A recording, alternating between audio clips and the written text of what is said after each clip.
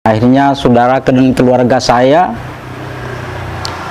datang ke Surabaya bersama orang tua, dan mereka itu mencaci maki, mengatakan saya itu murtad dan tidak masuk surga. Saya katakan kebenaran, biar kebenaran yang muncul, kita tidak tahu. Mereka semakin marah. Adik-adik saya yang perempuan menangis, "Pak Pendeta kok masuk Islam?" Saya katakan, saya mengikuti panggilan. Saya mengikuti panggilan, bukan keinginan saya, tapi keinginan Allah. Tapi mereka diam. Assalamualaikum warahmatullahi wabarakatuh. Bagi seluruh umat muslim, khususnya saya pada hari ini memberi kesempatan kepada Bapak untuk bertanya kepada saya tentang bagaimana saya masuk Islam agar menjadi suatu kebaikan bagi umat Islam untuk membawa keimanannya agar lebih baik lagi. Jadi saya masuk Islam itu, saya dulu adalah seorang Nasrani, seorang Kristiani. Saya masuk Islam bukan segampang seperti apa yang dipikirkan oleh seorang Muslim. Saya masuk Islam dahulu sangat sulit untuk masuk Islam. Banyak tantangan, halangan, padahal saya termasuk hidup di tengah-tengah Muslim. Jadi pada saat saya mengambil satu keputusan untuk masuk Islam, banyak yang tidak bisa menerima secara baik-baik. Bahkan mereka selalu mengingatkan saya agar saya tetap berpikir lebih panjang lagi untuk masuk Islam. Jadi ceritanya saya masuk Islam seperti ini. Jadi saya masuk Islam bukan diajak oleh siapa-siapa, bukan diajak oleh keluarga, dari keluarga wanita, ataupun tidak pernah diajak oleh sahabat atau teman. Tapi saya masuk Islam itu karena selama 5 malam saya didatangi oleh, kalau orang Islam katakan itu gaib, jadi barang yang tidak kelihatan oleh mata jasmani. Jadi ada yang mengatakan itu adalah malaikat. Jadi selama 5 malam mereka datang kepada saya dan mengajak saya untuk masuk Islam. Jadi saya masuk Islam bukan dari manusia, tapi dari sesuatu yang tidak kelihatan dengan mata jasmani. Dan saya yakin itu adalah para malaikat-malaikat. Dan setelah saya dipertemukan dengan para malaikat-malaikat ini, 2 bulan, selama 2 bulan saya tidak bisa tidur. Selama 2 bulan tidak bisa tidur karena merasa saya ini adalah seorang Kristen. Saya adalah pelayan gereja, bahkan saya di gereja itu sebagai leadership maupun penginjilan di mana-mana.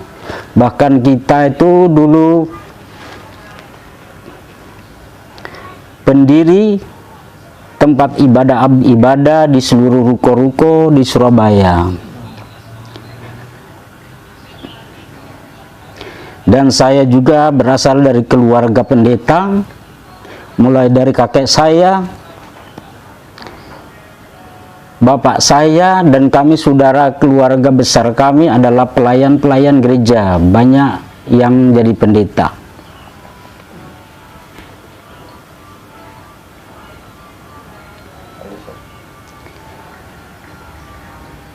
Itu mimpi 5 hari itu isinya apa, Dok? Jadi mimpi 5 hari itu sebetulnya setengah tidur ya, bukan mimpi.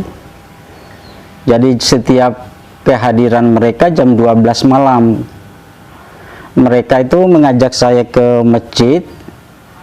Dan di masjid itu setiap anak tangga, masjid itu anak tangganya 7. Jadi 7 anak tangga ini ada yang berdiri setiap tangga. Dan saya melihat di masjid itu penuh dengan wanita yang berpakaian putih. Wanita yang berpakaian putih penuh di dalam masjid. Saya ditarik sama malaikat ini untuk masuk, tapi saya tidak mau, sehingga saya pulang. Namun sebulan kemudian saya bermimpi, saya dibawa ke suatu pulau. Pulaunya sangat kecil, tapi saya tidak mau, sehingga saya lompat dari laut itu, lompat dari perahu, terjun ke laut. Lalu saya tidak bisa berenang dalam mimpi itu. Lalu ada seorang yang memakai serban putih mengangkat saya dari laut itu dan dibawa ke darat. Dan pesannya dari orang yang memakai baju putih itu, serban putih itu, berjanji pada saya bahwa dia akan menjemput saya kembali untuk meneruskan perjalanan. Lalu saya melihat setelah orang tua yang pakai serban ini pergi, saya melihat ke belakang, ternyata ada anak-anak saya dan istri saya sudah ada di situ, berada di pinggiran air sungai yang begitu jernih. Lalu saya bangun di pagi hari, saya langsung ngomong sama istri saya, ya saya harus masuk Islam. Tapi istri saya tidak percaya, karena saya di gereja itu sangat aktif, jadi tidak percaya keluarga. Bahkan anak saya katakan, "Bapak mau masuk Islam." Anak saya juga tidak percaya, enggak mungkin Bapak masuk Islam, Bapak seperti itu mau masuk Islam. Soalnya anak saya tahu, dulu saya itu, anak saya pacaran sama Islam itu pun saya injak-injak, tidak boleh. Jadi mereka tahu bahwa saya tidak mungkin masuk Islam. Nah setelah itu, karena semua nggak percaya, jadi malam berikutnya saya udah nggak bisa tidur itu, nggak bisa tidur, selalu kepingin masuk Islam. Saya bilang lagi sama istri saya, jam 12 malam saya bangunin, saya ini mau masuk Islam sungguhan. Alah, nggak percaya, udah sana tidur. Tapi saya tetap nggak bisa tidur, bangunin istri saya, sungguhan ini saya mau masuk Islam. Alah, nggak percaya, Islam itu apa gampang langsung masuk Islam. Iya, pokoknya saya masuk Islam. Nah setelah udah pagi, anak saya yang kuliah di Unmu keluar dari kamar, lalu saya katakan, "Bapak harus masuk Islam." Bapak nggak percaya. Bapak mau tanya, "Kamu mau ndak masuk Islam?" "Saya suka, Pak." "Ya udah, kita masuk Islam semua." Nah, sehingga ngambil satu keputusan, kami mau masuk Islam. Lalu sudah beredar di lingkungan saya itu mau masuk Islam. Tapi ada sebagian selalu mereka itu mengingatkan saya, datang ke sini, datang ke rumah mengingatkan saya, "Faris, kamu kalau mau masuk Islam harus dipikir dulu 7 kali 7 kali. Jangan langsung ngambil keputusan masuk Islam." Saya katakan ya. Lalu ada lagi yang mengatakan, "Faris, kalau masuk Islam harus dipikir 3 kali 3 kali. Oh iya, saya sudah pikirkan itu. Nah, setelah itu ada keluarga dari istri saya berjanji untuk memualafkan setelah dia naik haji, pulang dari naik haji. Nah, setelah sudah pulang dari haji, sebetulnya menurut keluarganya mau dimualafkan di Masjid Alun-Alun ya, Masjid Jami Alun-Alun. Namun karena apa namanya, kiainya masih sibuk dengan haji, akhirnya ada dosen-dosen dari Islam, akhirnya mereka menginginkan agar saya dimualafkan di Unmu, di pengajian Al-Manar di Unmu sana. Nah, karena masih ramai silaturahim naik haji itu, agak berapa hari ada lagi yang datang ke rumah, "Faris, saya ulangi lagi, kalau masuk Islam harus dipikir 7 kali. Nah, di situ saya memberontak. Saya ini, hati saya sudah nggak kuat untuk masuk Islam. Kenapa kok selalu dipengaruhi, selalu suruh mikir? Akhirnya saya katakan kepada orang itu, memang apa kamu itu menghalangi saya untuk masuk Islam? Nah, pada akhirnya dia katakan, oh enggak, Faris, enggak, sumpah enggak, ini saya cuma mengetes kamu. Saya itu setelah itu sakit, akhirnya saudara istri saya yang naik haji itu datang ke rumah. Kenapa kamu sakit? Saya ini mau masuk Islam kok sulit sekali. Kenapa kok masuk Islam sangat sulit? Ya udah kalau gitu langsung aja kita mualafkan di Unmu. Akhirnya sudah janjian untuk dimualafkan di Unmu. Akhirnya bulan November 2015 saya dan keluarga dimualafkan di sana. Semuanya? Ya, yang terakhir anak saya yang di Taiwan. Jadi dimualafkan di sana itu disaksikan oleh petinggi-petinggi Islam di sini bersama dengan bupati yang ada di tempat ini, Bupati Ponorogo. Jadi kami dimualafkan di situ. Dan pada saat saya masuk untuk dimualafkan, hati saya itu gemetar karena hampir seluruh kampus itu dipasang bendera dan poster saya itu ada di situ. Sepertinya saya itu disongsong oleh para malaikat dan saya di situ menangis betapa indahnya Allah menerima saya menjadi umatnya, menjadi kekasih Allah. Jadi kesulitan saya untuk masuk Islam itu bukan hanya sampai di situ. Nah, setelah saya sudah dimualafkan, lingkungan pun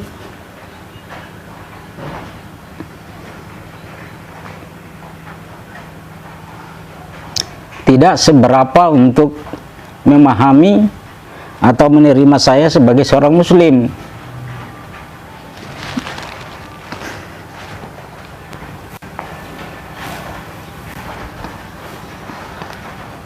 Setelah saya mengerti tentang sholat, tentang wudhu, saya mulai keinginan untuk ke masjid.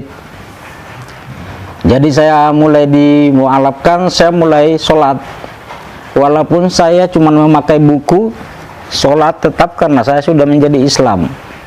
Sebagai tanggung jawab saya untuk jadi muslim, saya memakai buku dengan sholat dengan memakai buku. Setelah saya sudah hafal sebagian ayat-ayat untuk sholat, saya ke masjid. Hari Jumat saya kepingin Jumatan, tapi istri saya nggak boleh. Nanti sampean nanti ditertawain orang-orang. Ya udah, saya ngambil maghrib aja. Akhirnya saya maghrib ikut ke masjid. Saya cuma duduk di emperan masjid. Nggak ada satupun yang menyalami saya, nggak ada satupun yang mengajak saya untuk masuk ke dalam masjid. Padahal mereka mengerti bahwa saya ini adalah mu'alaf.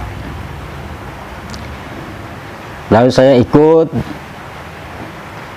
berjemaah. Saya sudah berjemaah, pulang saya dikejar sama kiainya, suruh ke rumahnya Pak Kiai. Saya sampai di rumah, saya juga kecewa. Dia bertanya, Pak Aris, kok sudah sholat? Saya katakan, saya sudah mu'alaf. Ya sebetulnya Pak Aris nggak boleh sholat dulu. Kenapa? Apa Pak Aris ngerti sholat?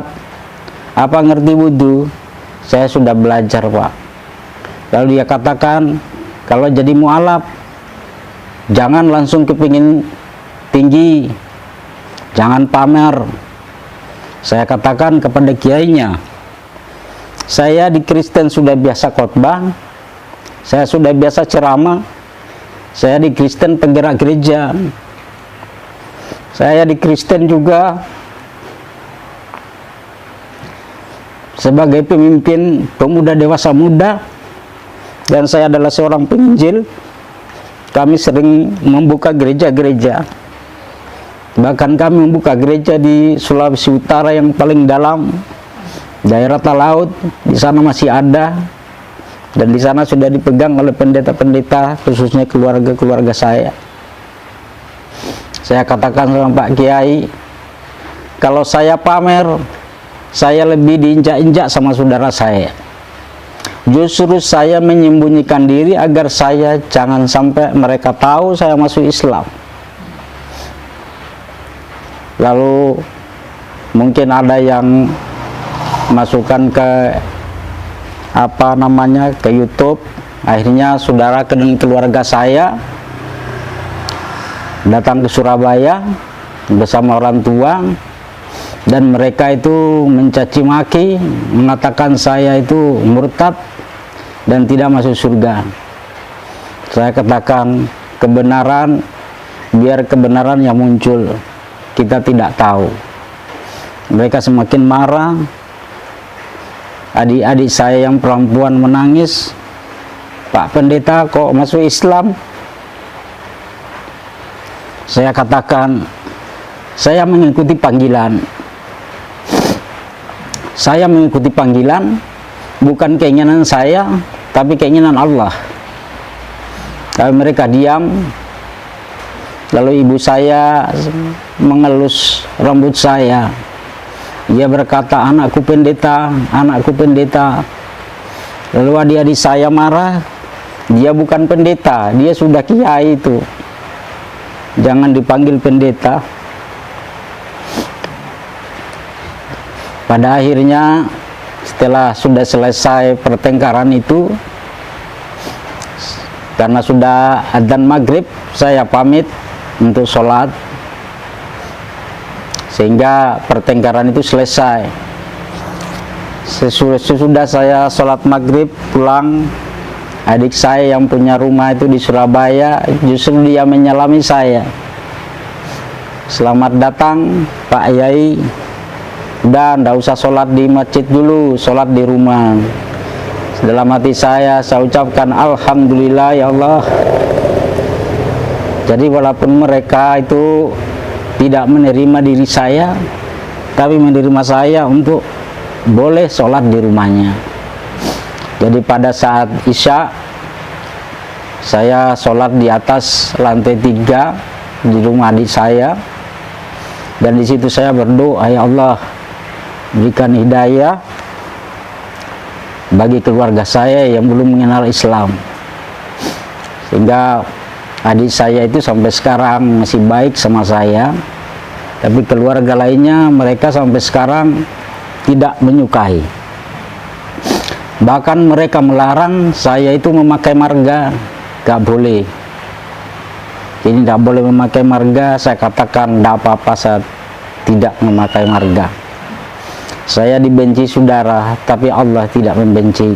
Daripada aku dibenci Allah, lebih baik dibenci saudara. Itu perjalanan saya menjadi masuk Islam. Dan setelah saya sudah masuk Islam ini, saya ada kebanggaan tersendiri dalam hidup saya. Seperti itu, Pak. Waktu bermimpi 5 hari berturut-turut itu Ustadz Aris tidak berkonsultasi kepada mungkin di gereja atau mungkin teman Kristen atau mungkin yang lainnya gitu?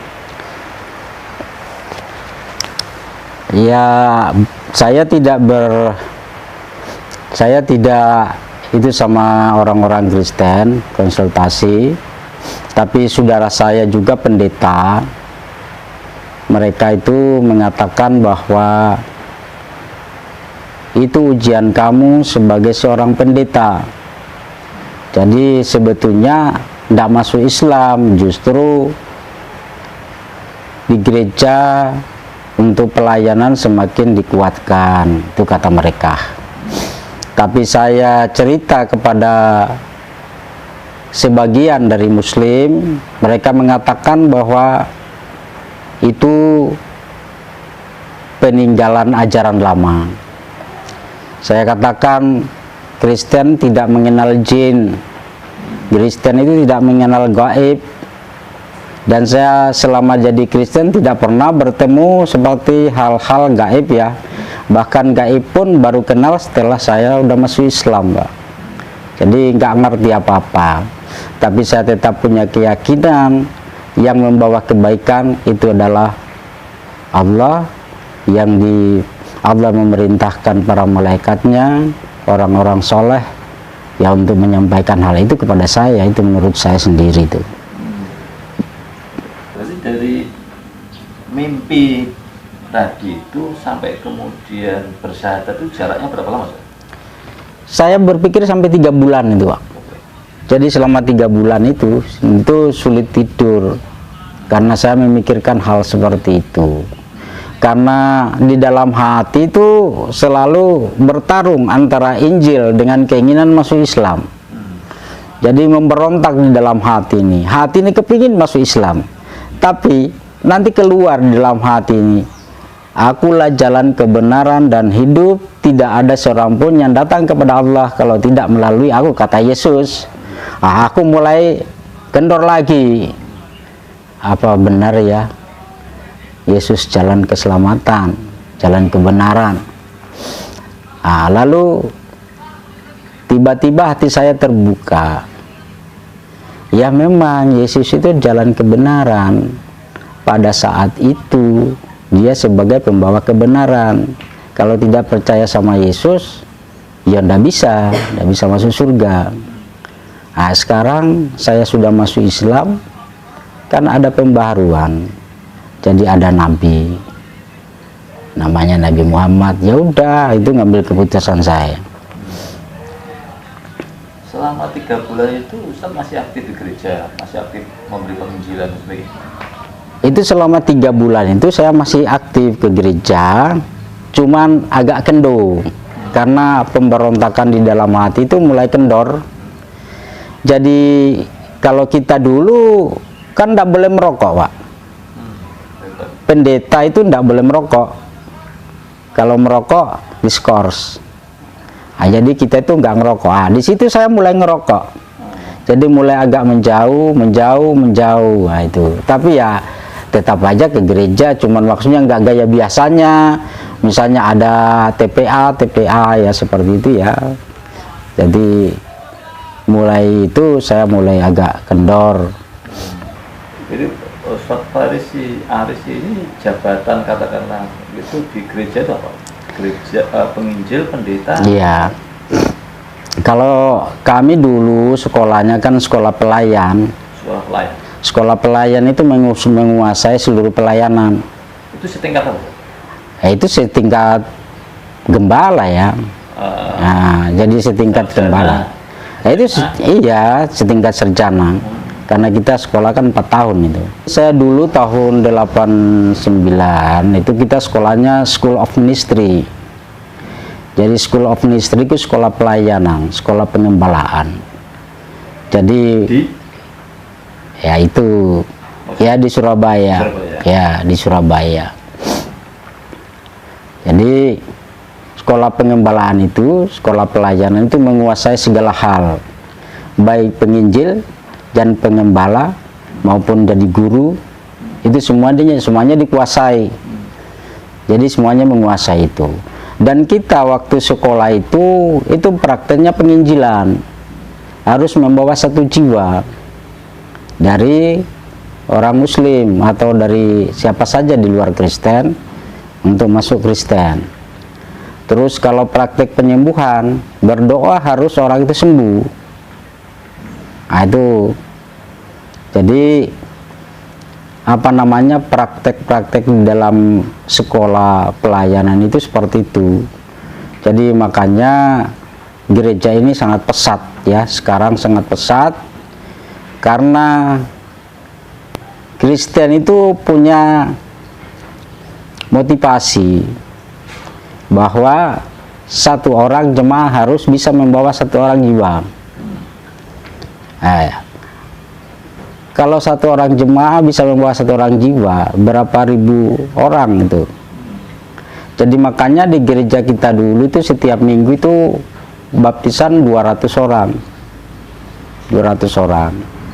Jadi untuk anak-anak muslim yang dari desa itu kebanyakan ya masuk Kristen. Karena mereka membutuhkan ya. Membutuhkan pekerjaan juga, terus ya segala sesuatu lah yang mereka inginkan.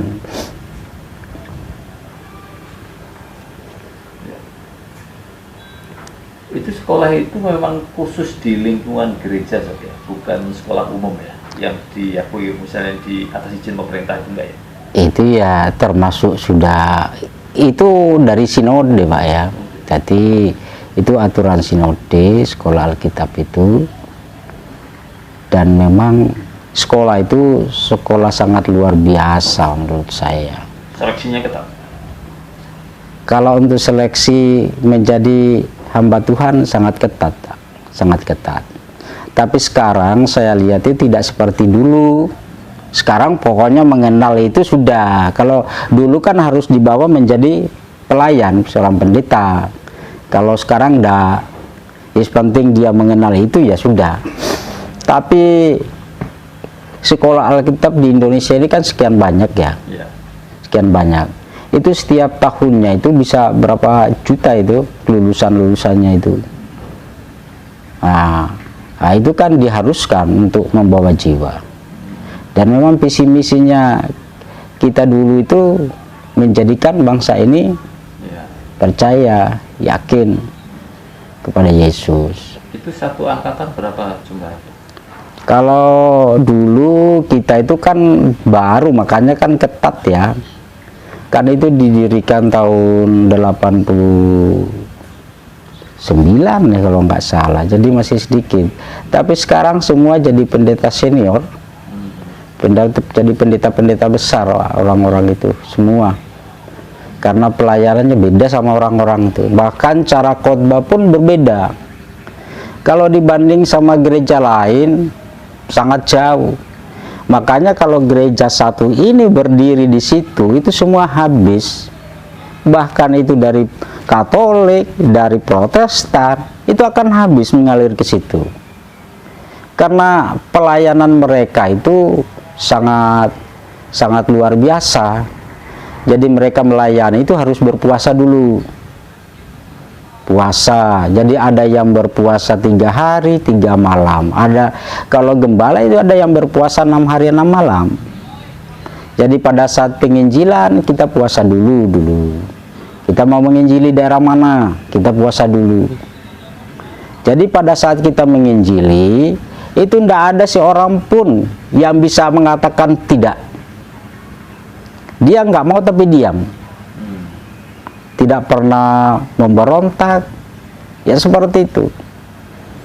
Jadi apa ya, makanya saya katakan kepada seluruh umat muslim, hati-hati kalau kita duduk sendiri, hati-hati kalau kita duduk di bis sendiri, hati-hati kalau kita menunggu seseorang tapi sendirian.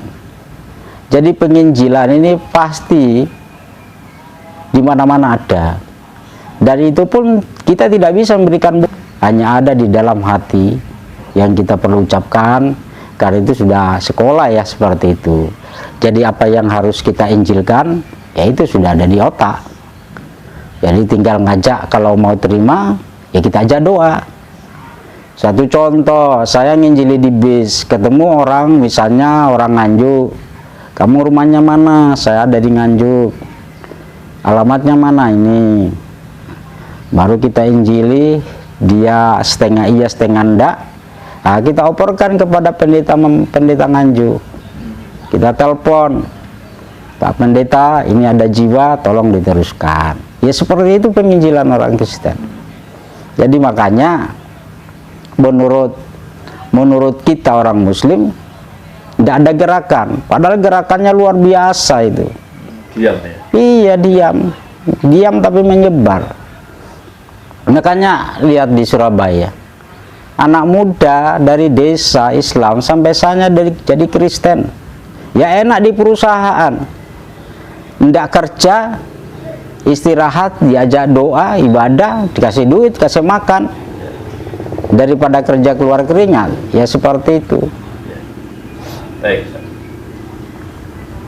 Keluarga Ustaz Aris memang keluarga pendeta semua. Iya. Jadi keluarga saya mulai dari opa saya zaman Belanda itu pendeta. Jadi marga saya itu Sasau Tareluan itu hampir menyeluruh pelayan pendeta, hampir seluruhnya. Bahkan yang ada di Jakarta, di mana-mana itu hampir menyeluruh. Akhirnya mereka tidak bisa menerima saya masuk Islam, tidak boleh. Bahkan saya itu tidak boleh pulang sana.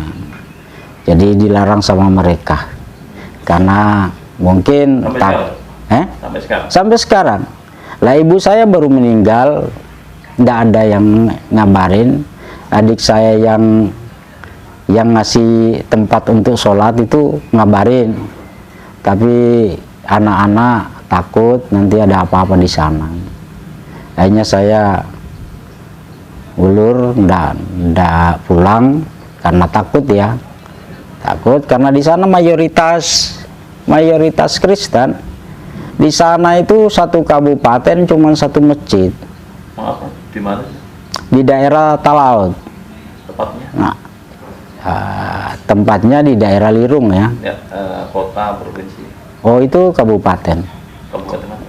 Kabupaten Talaut. Talaut? Iya. Provinsinya? Provinsi Sulawesi Utara, Manado. Iya, itu di tempat adik saya kita buka gereja di situ. Kalau di Manadonya kita ada di Politeknik. Ini ceritanya Mas, ini antum dari Manado. Iya. Terus bisa jatuh ke mana? Jadi saya dulu itu umur 18 tahun lulus sekolah SMA. Saya neruskan kuliah di Surabaya. Yang tadi itu ya? Ya, saya kuliah di Surabaya di Simolowaru sana.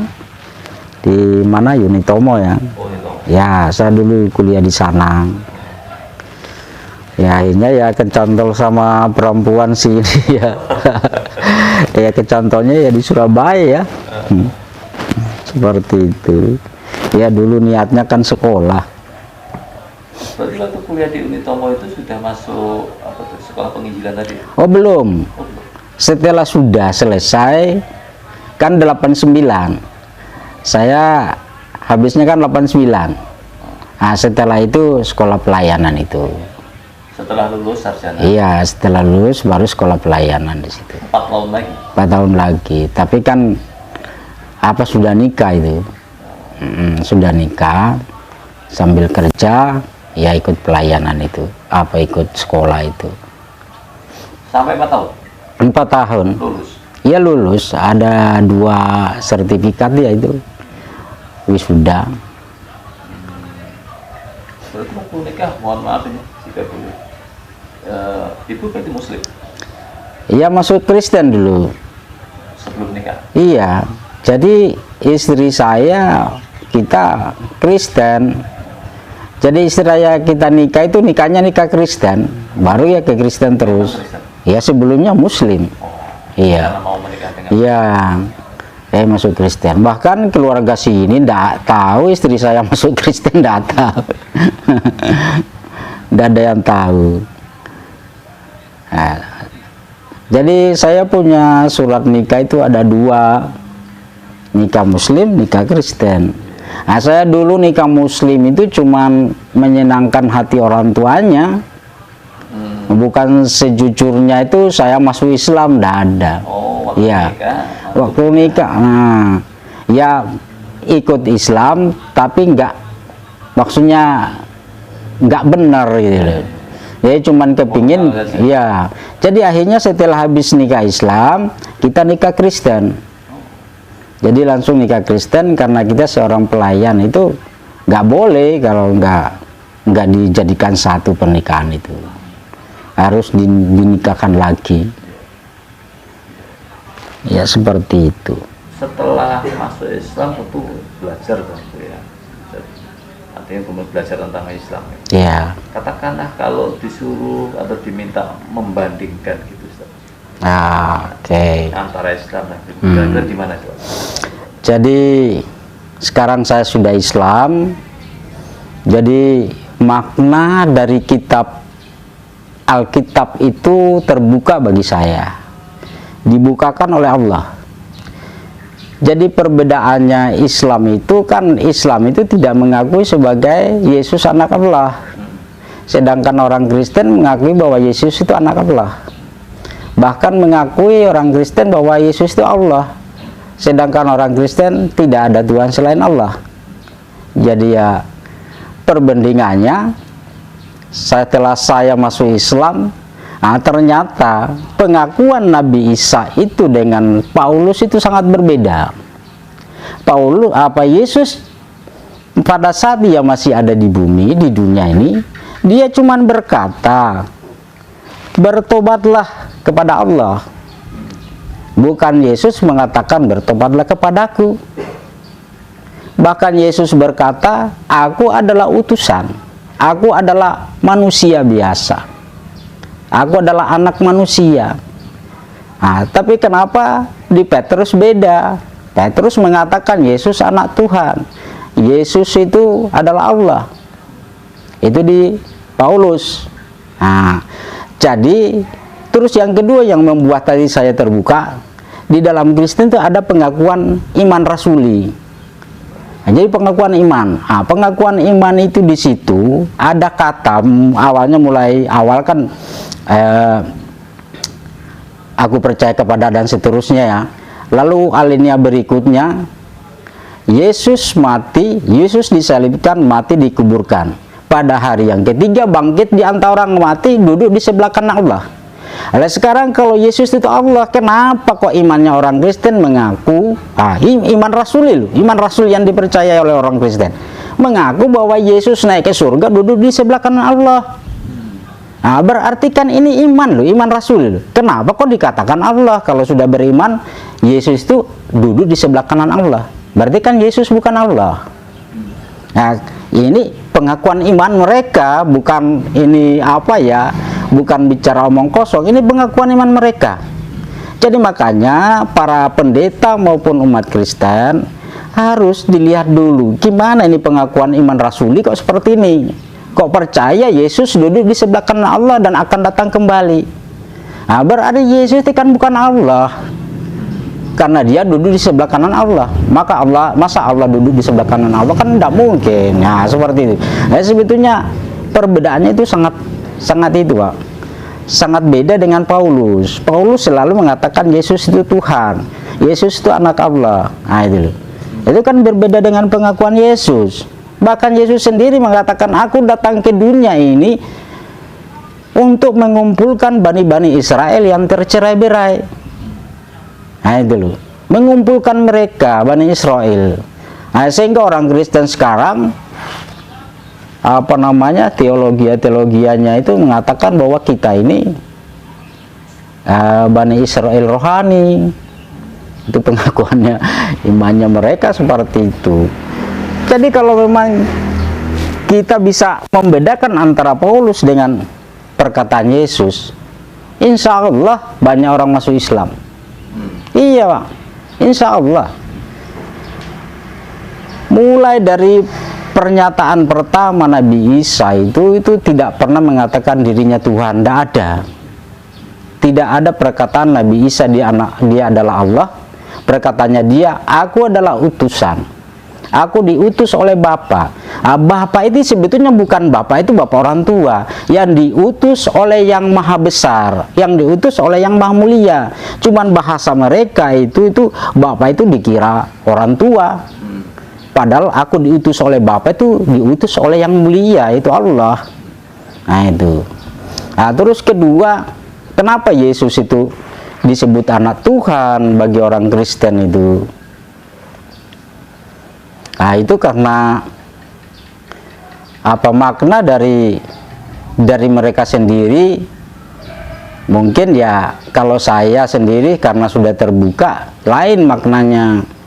Jadi perkataan Yesus anak Tuhan itu sebetulnya dimulai daripada saat Nabi Isa itu dibaptis di Sungai Yordan oleh Yahya.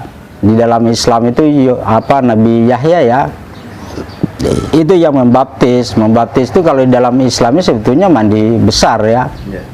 Lalu setelah dimasukkan ke dalam air oleh Nabi Yahya, lalu keluar dari air, lalu ada suara, inilah anakku yang kukasihi, kepadanya lah aku berkenan. Menurut orang percaya ini bahwa anakku berkenan dikira anaknya Tuhan. Padahal satu contoh, saya punya murid atau punya santri yang pinter, ada yang datang ke sini, dia bertanya, siapa itu Pak Ustadz? Ini anakku, padahal kan bukan. Ini cuman anak didik, santri yang terbaik. Ya demikian juga Nabi Isa. Allah mengatakan ini adalah anakku, dia adalah seorang utusan.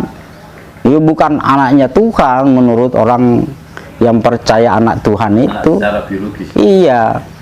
Jadi memang kalau belum masuk Islam itu tertutup, ditutupi.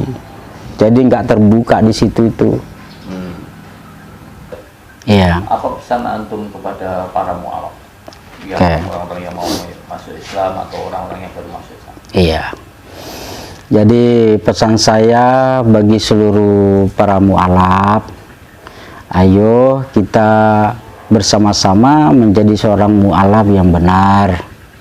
Jadi kita menyampaikan sesuatu yang benar agar menjadi kebaikan bagi orang-orang Muslim,